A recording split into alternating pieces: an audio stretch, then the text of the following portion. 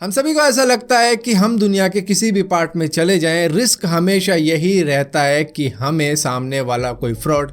लूट सकता है और ये रिस्क हर जगह रहता है। जब नासा जैसी बड़ी स्पेस एजेंसी को एक कंपनी लूट सकती है, वो भी 20 सालों तक, और उनको कुछ मालूम ही नहीं चलता कि भैया हम लूटे जा रहे हैं और करोड़ों अरबों रुपए उनके ऐसे ही मट्टी में चले गए, जो भी उनके मिशन फेल हुए इस कंपनी की वजह से। इसी के बारे में आज हम बात करने वाले हैं। मेरा नाम है पार्थ शर्मा, आप देख रहे हो देखो इसको। आशा करता हूँ आज का दिन आपको बहुत अच्छा बीत रहा होगा।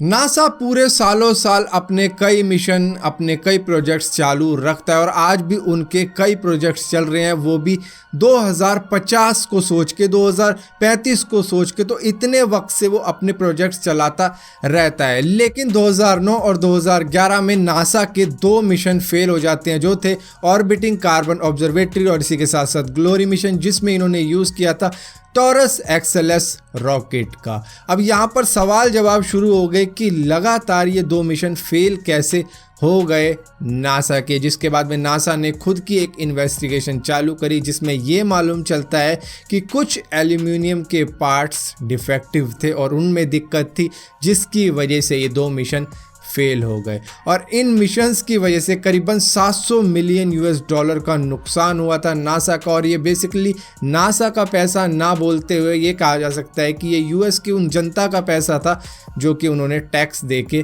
भरा था, जिसका नुकसान हुआ था। और इसी के साथ साथ साइंटिस्ट की कई सालों की मेहनत और हार्डवर्क, उनकी रिसर्च मिट्टी में मिल गई थी सिर्फ इन फॉल्टी एल्यूमिनियम के पार्ट्स की वजह से। और यहाँ पर अगर इस पैसे की बात करें तो ये पैसा इतना है कि जिसको अगर आप इंडियन करेंसी में कन्वर्ट करते हो तो होते हैं 48 अरब 58 करोड़ 87 लाख 50 हज़ार रुपये। मतलब इतना बड़ा अमाउंट है कि बोलते हुए भी मुझे कम से कम 5-6 सेकंड लग गए, उससे ज़्यादा लग गए होंगे। और यहाँ पर जब पूरी इन्वेस्टिगेशन कंप्लीट हो जाती है तो यहाँ पर मालूम चलता है कि ओरेगन एल्यूमिनियम एक्सट्रूशन मैन्युफैक्चरर, जो कि थी हाइड्रो एक्सट्रूशन पोर्टलैंड कंपनी की, उनके द्वारा बनाई गई एल्यूमिनियम्स के जो भी मटेरियल आ रहे थे उनकी सही तरीके से टेस्टिंग नहीं हो रही थी, लेकिन सर्टिफिकेशन उनको मिल रहा था प्रॉपर, जिसको देख के नासा कह देता था कि हाँ ये प्रोडक्ट ठीक है। क्योंकि नासा का खुद का कहना है यहाँ पे कि वो हर चीज़ को रीटेस्ट नहीं कर सकता। वो हालांकि करता है रीटेस्ट मटेरियल्स के जो भी आते हैं, लेकिन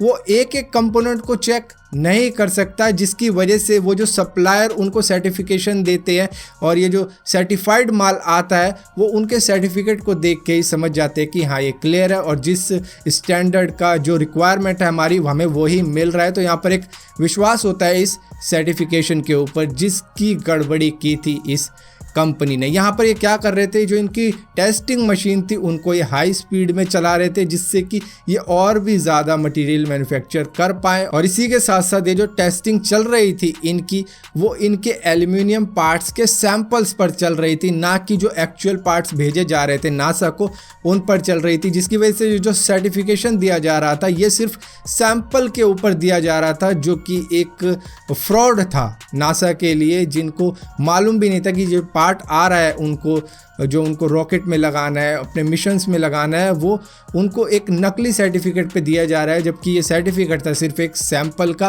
और उस सैंपल के ऊपर उन्होंने बड़े बड़े जो भी पार्ट्स थे वो खरीद लिए इस कंपनी से। और ऐसा नहीं है कि ये कंपनी सिर्फ 1-2 सालों से ही नासा को धोखा दे रही थी, बल्कि पूरे 20 सालों से नासा को धोखा दे रही थी, जिसमें इनके सर्टिफिकेशन थे वो सारे नकली थे। बस ऐसे करके भेज दिया करते थे, अरे सही होगा जो हम बेच रहे हैं, भेज दे, उन्हें तो लगाने हैं और ऊपर जाके तो इसे खुल के गिरना ही है। क्योंकि ऐसा ही कोई पार्ट था जिसको खुलना होता था ऊपर जाके और उसके बाद में एक दूसरा मॉड्यूल उसमें से निकलता था, लेकिन ये कई बार खुला नहीं, जिसकी वजह से ये दिक्कत आई है। और इसके ऊपर अब कार्रवाई की है नासा ने, जिसके बाद में इस कंपनी ने ये कहा है कि हम कुछ पैसा देने को तैयार हैं, जो है कुछ 48 मिलियन यूएस डॉलर, जो कि एक बहुत छोटी सी रकम है उनके 700 मिलियन यूएस डॉलर के नुकसान के बदले। तो यहाँ पर जब नासा जैसी बड़ी स्पेस एजेंसी के साथ में कोई धोखेबाजी कर सकता है, वो भी 20 सालों तक,